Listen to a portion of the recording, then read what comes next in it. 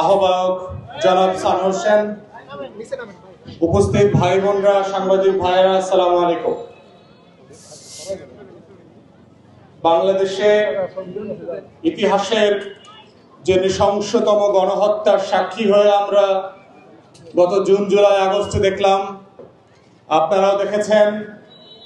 জামালপুরে এই বৈষম্য বিরোধী আন্দোলনের 16 জন শহীদ বুকের তাজা রক্ত দিয়ে এই লাল সবুজের পতাকাকে সারা দেশের মানুষের মতো করেই যেভাবে উচ্চকিত করেছিলেন, আজকে আমরা সেই 16 জন শহীদের রুহের মাগফিরাতকে কামনা করছি, শ্রদ্ধার সাথে স্মরণ করছি এবং শ্রদ্ধার সাথে স্মরণ করছি সেই সকল আহত অনুজ সহযোদ্ধাদেরকে যারা প্রতিবন্ধী হয়েছেন, হাত পাও হারিয়েছেন, ব্যাপক ত্যাগ স্বীকার করেছেন এবং এই ত্যাগ স্বীকার করবার মধ্য দিয়ে যে বার্তা তারা আওয়ামী লীগ এবং তাদের দোসরদেরকে দিয়েছেন যে বাংলাদেশ রাষ্ট্রের স্বাধীনতা এবং সার্বভৌমত্বের প্রশ্নে কোনো আপোষ হবে না। যতবারই আওয়ামী দালাল এবং দিল্লির দাসত্ব এখানে চেপে বসবার চেষ্টা করবে, ঠিক ততবারই বাংলার দামাল ছেলেরা আবার আবু সাইদ বুদ্ধের মতো ফিরে আসবে, আবার বুক পেতে দেবে, আবার লড়াই করে এই বাংলাদেশকে স্বাধীন করবে। লক্ষ লক্ষ যুবকরা নতুন করে রাস্তায় প্রতিবাদের স্লোগান ধরবে। এই বাংলাদেশকে তারা নতুন করে স্বাধীন করে এই বার্তা দেবে, শেখ পরিবারের ফেরাউনের কাছে বাংলাদেশ বন্ধক দেওয়া হয় নাই, শেখ হাসিনার কাছেও বাংলাদেশ বন্ধক দেওয়া হয় নাই, আওয়ামী লীগের কাছে বাংলাদেশ বন্ধক দেওয়া হয় নাই। যারাই বাংলাদেশে ফেরাউনের রাজত্ব কায়েম করেছে, ভবিষ্যতেও করবে, তাদেরকেও বার্তা দেওয়া হয়েছে ফেরাউনি রাজবংশের শাসন বাংলাদেশে আর ফিরে আসবে না। যতদিন এই দেশে মুগ্ধ ওয়াসিম নাহিয়ানদের মতো যুবকরা বেঁচে থাকবে, ততদিন আমরা লড়াই করব, ততদিন যুদ্ধ হবে, ততদিন লাল সবুজের পতাকা পথ করে উঠবে। কিন্তু এই লড়াই থেকে কোনো আপোষ হবে না, যেটা জামালপুরবাসী জুন, জুলাই, আগস্টে প্রমাণ করেছে, যেটা সারা বাংলাদেশ লড়াই করে 16 বছর ধরে বারবার প্রমাণ করেছে, ভবিষ্যতেও প্রমাণ করবে ইনশাআল্লাহ। তাই আমরা বারবার বলেছি যেই বাংলাদেশ লড়াই করতে শিখেছে বছরের পর বছর, যেই বাংলাদেশ লড়াই করতে শিখেছে আওয়ামী রাজবংশের বিরুদ্ধে, যেই বাংলাদেশ 16 বছরে হার মানে নাই, সেই বাংলাদেশকে যদি ভবিষ্যতে আবার কেউ ঔপনিবেশিক শাসন কায়েম করতে চায়, সেই বাংলাদেশে যদি আবার কোন রাজবংশ এসে বাংলার হাট ঘাট মাঠ দখল করে মনে করে রাজনৈতিক ব্যানারে নতুন করে চাঁদাবাজের সাম্রাজ্য কায়েম করবে, তাদেরকে বলছি 32 নম্বরে যে ঘটে গেছে ঘটনাগুলো, সেগুলো থেকে শিক্ষা নেন। বাংলাদেশ আগের জায়গায় নাই। রাজনৈতিক ব্যানারে বাসস্ট্যান্ড দখল করবেন, নদী দখল করবেন, অবৈধভাবে বিশ্ববিদ্যালয় বানাবেন, ব্রহ্মপুত্রকে হত্যা করবেন, সেই রাজনীতি বাংলাদেশে থাকবে না। আমরা পরিষ্কার করে বলছি, ব্রহ্মপুত্রকে জীবিত করতে হবে। ব্রহ্মপুত্রের মধ্যে যত অবৈধ স্থাপনা আছে সব ভেঙে গড়িয়ে দিতে হবে। জামালপুরের ডিসি এবং এসপিকে বলছি, অনতিবিলম্বে ব্রহ্মপুত্রের জায়গা দখল করে যারা বিশ্ববিদ্যালয় করেছে 32 নম্বরের বুলডোজার এনে ওই বিশ্ববিদ্যালয় ভেঙে দেবেন। এটা বাংলাদেশের সম্পত্তি। নদী দিয়ে কোন বিশ্ববিদ্যালয়ের রাজনীতি হবে না। যদি বিশ্ববিদ্যালয় করতে হয়, জমি কিনে অন্য জায়গায় বিশ্ববিদ্যালয় করেন। নদীকে হত্যা করে, বাংলাদেশের প্রাণ প্রকৃতি পরিবেশকে হত্যা করে, বাংলাদেশের সম্পদকে হত্যা করে, বাংলাদেশের মাছের এবং জেলে সম্প্রদায়ের জীবনকে হত্যা করে যারা বিশ্ববিদ্যালয়ের ব্যবসা করছে, আপনাদেরকে সাবধান করে দিচ্ছি, এই বিশ্ববিদ্যালয় ব্রহ্মপুত্র নদীতে থাকতে পারবে না। আমরা ইতিমধ্যে দেখেছি যমুনার পারে জামালপুরবাসী বন্যায় ডুবে যাচ্ছে, আর এই জামালপুরের সম্পদ ব্রহ্মপুত্র নদী শুকিয়ে গেছে। আমরা ইতিমধ্যে দাবি তুলেছি ওখান থেকে 50 কিলোমিটারের খাল খনন করে যমুনা নদীকে ব্রহ্মপুত্রের সাথে সংযোজিত করতে হবে। যমুনার পানি দিয়ে ব্রহ্মপুত্রকে আবার তার আগের জীবন্ত নদীতে ফেরত দিতে হবে। যেই ব্রহ্মপুত্র ছিল লক্ষ লক্ষ মানুষের রুটি রুজির আবাস, যেই ব্রহ্মপুত্র ছিল বাংলাদেশের মাছের ক্ষেত্র, যেই ব্রহ্মপুত্র ছিল জামালপুর শেরপুরের ময়মনসিংহের লক্ষ লক্ষ কৃষকের চাষবাসের ক্ষেত্র, সেই ব্রহ্মপুত্রকে আমরা আবার জীবিত করব। ব্রহ্মপুত্র বাংলাদেশের সম্পদ, প্রকৃতির সম্পদ, এটা যে কোনো ভাবে কৃষকের কাছে ফিরিয়ে দেব। এই ব্রহ্মপুত্রকে আমরা জামালপুরের জেলেদের কাছে ফিরিয়ে দেব। এই ব্রহ্মপুত্রকে আমরা আমার মা বোনদের কাছে ফিরিয়ে দেব। এই ব্রহ্মপুত্র দিয়ে আগে যেভাবে নৌকায় করে স্টিমারে করে মানুষ হাজার হাজার মাইল সফর করেছে, ঢাকায় গিয়েছে, আমরা সেই ব্রহ্মপুত্র দেখতে চাই যে কোনো মূল্যে। তাই প্রিয় জামালপুরবাসীকে আমরা ওয়াদা করছি, এবি পার্টির পক্ষ থেকে অবিলম্বে ডিসির কাছে স্মারকলিপি দেওয়া হবে। এই অবৈধ অবস্থাপনা যেগুলো আছে এগুলো ভেঙে গুড়ায় দিতে হবে। যত পাওয়ারফুল লোক হোক, এই স্থাপনা থাকবে না বাংলাদেশে। শেখ হাসিনা আওয়ামী লীগের থেকে বড় কোন ফেরাউনের জন্ম হয় নাই, আমরা জন্ম হইতে দেব না। আপনারা চাঁদাবাজি করছেন, চাঁদাবাজি বন্ধ করেন। টেম্পো স্ট্যান্ড দখল করছেন, টেম্পো স্ট্যান্ড দখল বন্ধ করেন। হাট খাট মাঠ ইজারার বন্ধ করে নতুন রাজনীতিতে ফিরে আসেন।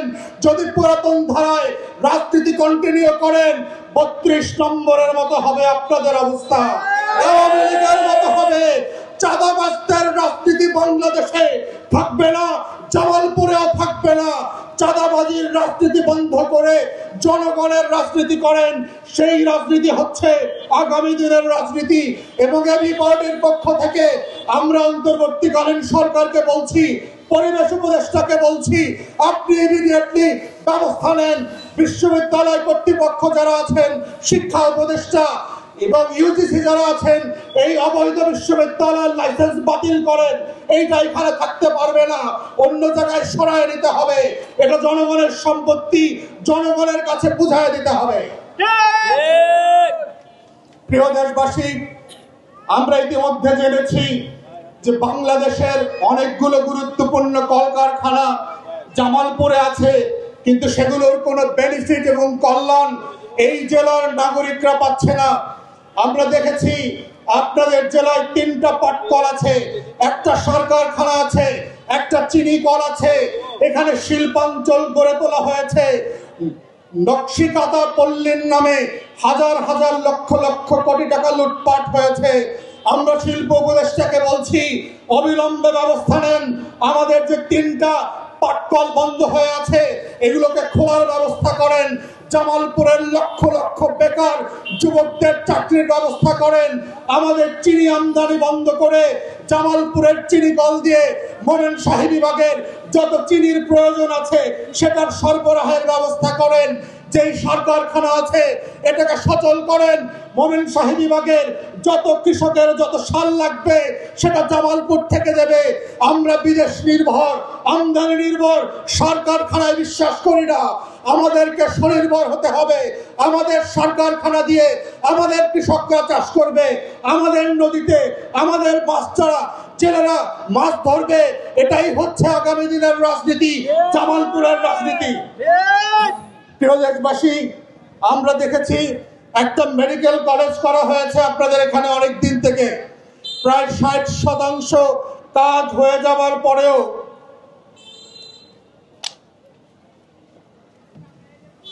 সেই মেডিকেল কলেজের কাজ এখনো সমাপ্ত করা হয় নাই। এবং দুঃখজনক ভাবে হলো সত্য, এই মেডিকেল কলেজের ফান্ডিং নাকি ভারত থেকে এসছে।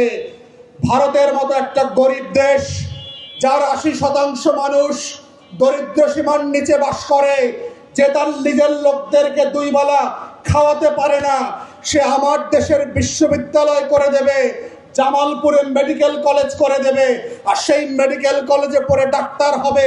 এর থেকে বোকার স্বর্গে বাস করার আর কোনো ঘটনা হতে পারে না। আমরা অবিলম্বে বলছি, শিক্ষা মন্ত্রণালয় যারা দায়িত্বে আছেন, অবিলম্বে বাংলাদেশের ট্যাক্সপেয়ারদের টাকায় আমাদের করের টাকা দিয়ে এই মেডিকেল কলেজের কাজ শেষ করবেন। এটাকে কমপ্লিটলি ফাংশনাল করবার জন্য যেই যে লজিস্টিক্স অবকাঠামো গঠন করা দরকার সেগুলো করবেন। আমরা অবিলম্বে জামালপুরের মেডিকেল কলেজকে সচল দেখতে চাই।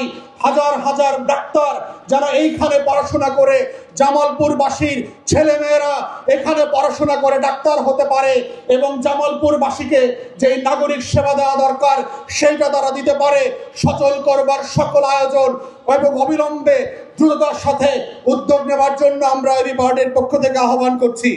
সর্বশেষ বলতে চাই যে আজকে আমাদের সাথে বিডিআর জওয়ান যারা পিলখানা গণহত্যায় মিথ্যা মামলায় বছরের পর বছর জেলে ছিলেন তারা দেখা করতে এসেছেন। তারা আপনাদের জামালপুরের সন্তান।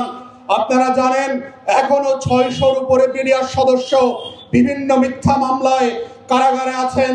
তারা বছরের পর জেল খেটেছেন। তারা জানেন না তাদের কি অপরাধ ছিল। তাদের অনেকে 35 বছর চাকরি করার পরেও বেতন না পেয়ে, পেনশন না পেয়ে অমানবিক জীবনযাপন করছেন। আমরা স্বরাষ্ট্র মন্ত্রণালয়কে বলছি, উপদেষ্টাকে বলছি, বিডিআর রিলেটেড যে পিলখানার কমিশন হয়েছে তাদেরকে বলছি, এই সকল নিরপরাধ যারা ফৌজদারি অপরাধ করেন নাই, যারা বিদ্রোহের সাথে জড়িত ছিলেন না, সেই সকল জামালপুরবাসী বিডিআরের জওয়ান এবং সারা বাংলাদেশে যেই সকল বিডিআর সদস্য আছেন তাদের প্রতি আপনারা ইনসাফ করেন। ন্যায্যতার ভিত্তিতে মিথ্যা মামলা তুলে নেন, তাদের চাকরি ফেরত দেন, পুনর্বহাল করেন, পেনশন ফিরিয়ে দেন। যেই বছরগুলোতে তিনি জেলে ছিলেন নিরপরাধের সাথে তার চাকরির বেতনগুলো ফিরিয়ে দেন, পরিবারকে পুনর্বাসন করেন। এই অন্যায্য আচরণ রাষ্ট্রের পক্ষ থেকে কোনোভাবে আমরা গ্রহণযোগ্য মনে করি না। তাই তদন্ত সাপেক্ষে যারা যারা ফৌজদারি অপরাধ করেন নাই তাদের সকল সুযোগ সুবিধা ফিরিয়ে দিয়ে এই জামালপুরের সন্তানদেরকে, সারা বাংলাদেশের হাজার হাজার বিডিআর জওয়ানকে তার ন্যায্যতা, সম্মান এবং মর্যাদা ফিরিয়ে দিবেন, সেটাই আমরা দাবি করছি। জামালপুরে আমরা আরো দেখেছি যে আপনাদের ট্রেন সার্ভিসের অবস্থা খুবই খারাপ। 200 কিলোমিটারের পথ ঢাকা থেকে আসতে 6 ঘন্টা লেগে যায়। এটা 1 ঘন্টার পথ, 6 ঘন্টা লাগার কোনো কারণ নাই। বাংলাদেশে নাকি ডেভেলপমেন্ট, উন্নয়ন হতে হতে নাকি সিঙ্গাপুর হয়ে গেছে। তাহলে জামালপুর সিঙ্গাপুর এখনো হয় নাই কেন? যারা লুটপাটের রাজত্ব কায়েম করেছিলেন গত 16 বছর, জামালপুরের বড় বড় জাতীয় নেতারা 53 বছর ধরে একটা ট্রান্সপোর্ট সিস্টেম ডেভেলপ করতে পারেন নাই কেন্দ্রের সাথে, বিভাগের সাথে। কেন জামালপুরবাসীকে 1 ঘন্টার সফর 6 ঘন্টায় করতে হবে? কেন তার এখনো একটা ন্যায্যতার ভিত্তিতে কোচ এবং বাস সিস্টেম নাই? টেম্পো এবং অটোতে ভরে গেছে। কোনো ডিসিপ্লিন ট্রান্সপোর্ট সিস্টেম জামালপুরে আমরা দেখতে পাচ্ছি না। একইভাবে বাংলাদেশের অন্যান্য জেলাতেও দেখেছি কোনো সার্ভিস ওরিয়েন্টেড গণপরিবহনের সেবা এই যে জেলাগুলোতে নাই। আমরা দাবি করছি ডিসি কর্তৃপক্ষ যারা আছেন এবং পরিবহন মন্ত্রণালয়ের দায়িত্বে যারা আছেন তারা এইদিকে নজর দেবেন, চক্রাকারে বাস সার্ভিস চালু করেন, সারা জামালপুর শহর জুড়ে মানুষের সেবা নিশ্চিত করেন, সময় বাঁচান। একইভাবে আমরা দেখেছি আসন্ন বর্ষাকালে এবং প্রত্যেকটা বর্ষাকালে যে পরিমাণ জলাবদ্ধতার সৃষ্টি হবে, বৃষ্টির পানি, খাওয়ার পানি এবং ময়লার পানি একাকার হয়ে জামালপুর শহর ডুবে যাবে এবং বছরের পর বছর ধরে এই জলাবদ্ধতার সমস্যা জামালপুরবাসীকে কষ্ট দিচ্ছে। আমরা দাবি করছি স্থানীয় প্রশাসন ন্যায্যতার ভিত্তিতে অবিলম্বে ব্যবস্থা নেবেন এবং রাজনৈতিক দলগুলোকে বলছি যারা আগামী দিনে ক্ষমতায় আসতে চান, লুটপাট বন্ধ করে মানুষের সেবাতে মনোনিবেশ করেন। কিভাবে বর্জ্য ব্যবস্থাপনা করা যায়, কিভাবে শহরকে সুন্দর করা যায়, কিভাবে নাগরিকদের সেবাকে নিশ্চিত করা যায়, কিভাবে আমার ডাক্তার, ইঞ্জিনিয়ার আসল সমস্যার সমাধান করতে পারবে, কিভাবে জামালপুরের সরকারি হাসপাতালটা মানসম্মত সেবা দিতে পারবে, এটাই হচ্ছে এবি পার্টির রাজনীতি। আমরা দেশবাসীকে যেভাবে বলেছি জামালপুরবাসীকেও বলছি, আগামী দিনের রাজনীতি হচ্ছে জনগণের ভোগান্তি দূর করবার রাজনীতি। আগামী দিনের রাজনীতি হচ্ছে সমস্যা সমাধানের রাজনীতি। আগামী দিনের রাজনীতি হচ্ছে দেশ, মহল্লা, জেলা উপজেলার ভাগ্য পরিবর্তনের রাজনীতি। আগামী দিনের রাজনীতি হচ্ছে বাংলাদেশের নারী পুরুষের সমতার রাজনীতি। আগামী দিনের রাজনীতি হচ্ছে ব্রহ্মপুত্র জীবিত আকারে আবার নদী হয়ে যাবে, সেই নদী বানানোর রাজনীতি। আগামী দিনের রাজনীতি হচ্ছে অবৈধ স্থাপনার নামে বিশ্ববিদ্যালয়ের লুটপাটের আখ্যা বন্ধ করার রাজনীতি। আগামী দিনের রাজনীতি হচ্ছে রাজনৈতিক ব্যানারে হাট ঘাট মাঠ দখল বন্ধের রাজনীতি। আগামী দিনের রাজনীতি হচ্ছে বানিয়া এবং ব্যবসা বন্ধ করবার রাজনীতি। এই রাজনীতির মানে হচ্ছে এবি পার্টির রাজনীতি। যদি আপনারা সত্যিই জামালপুরকে পরিবর্তন করতে চান, পুরাতন ঘুরে ধরা লটপাটের রাজনীতি যারা করে, বংশের রাজনীতি যারা করে, জেলায় উপজেলায় চাঁদাবাজের আখ্যা তৈরি করেছে, তাদেরকে প্রত্যাখ্যান করেন, নতুন রাজনীতির ছায়াতলে আসেন। সেই রাজনীতি হচ্ছে এবি পার্টির রাজনীতি। প্রিয় জামালপুরবাসী, এবং আমরা যে রাজনীতির কথা বলছি, আপনাদের এই আসন থেকে আমরা বোধ করছি আপনাদের ভালোবাসা এবং ভোট নিয়ে এই নতুন রাজনীতিকে যে রাজধানীতে নিয়ে যেতে পারবে, সেই ব্যক্তির নাম হচ্ছে আপনাদের প্রিয় নেতা অ্যাডভোকেট সারোয়ার হোসেন। যদি আপনাদের পরিবর্তনের রাজনীতি দেখতে চান, সমস্যা সমাধানের রাজনীতি দেখতে চান, বদলে যাওয়া ব্রহ্মপুত্র দেখতে চান, বদলে যাওয়া মেডিকেল সেবা দেখতে চান, বদলে যাওয়া শহর দেখতে চান, বদলে যাওয়া বর্জ্য ব্যবস্থাপনা দেখতে চান, বদলে যাওয়া নতুন জেলা উপজেলার সেবা দেখতে চান, বদলে যাওয়া কৃষকের জীবন দেখতে চান, বদলে যাওয়া জেলে মাছের জীবন দেখতে চান, সেই রাজনীতির প্রতিনিধি হচ্ছে এবি পার্টির জেলা আহ্বায়ক অ্যাডভোকেট সারোয়ার হোসেন। অতএব আমাদের আহ্বান হচ্ছে এবি পার্টির তরফ থেকে, এবং সারোয়ার হোসেনকে শক্তিশালী করবেন, নতুন ক্যাম্পেইনের পলিটিক্সে আসেন। বাংলাদেশ 53 বছরের পুরাতন খুনে ধরা বংশীয় রাজনীতিতে আর ফেরত যাবে না। 24 বাংলাদেশকে বদলে দিয়েছে। যারা এখনো অতীতের টাইম মেশিনে বাস করছেন, আপনাদেরকে বলছি, চোখ মেলুন, বাংলাদেশকে দেখেন, 6 কোটি তরুণের আকাঙ্ক্ষা বোঝেন, 32 নম্বর থেকে শিক্ষা নেন। যদি না বদলান, ওই 6 কোটি তরুণ কিন্তু আবার বুলডোজার নিয়ে নিয়ে জেলায় উপজেলায় বিভাগে রাজধানীতে নামবে। 16 জন শহীদ থেকে 1600 শহীদ হবে। পুরাতন বাংলাদেশ আওয়ামী দোসরদেরকে পুনর্বাসন করবার রাজনীতি, দিল্লির দাসত্ব করবার রাজনীতি বাংলাদেশে আর ফিরবে না। এটাই বাংলাদেশ, এটাই লাল সবুজের পতাকা, এটাই আগামী দিনের বাংলাদেশ 2। এবং সেই বাংলাদেশ গঠনে আপনাদেরকে এবি পার্টির পাশে থাকার উদাত্ত আহ্বান জানিয়ে আমার বক্তব্য এখানেই শেষ করছি। সবাইকে অসংখ্য ধন্যবাদ।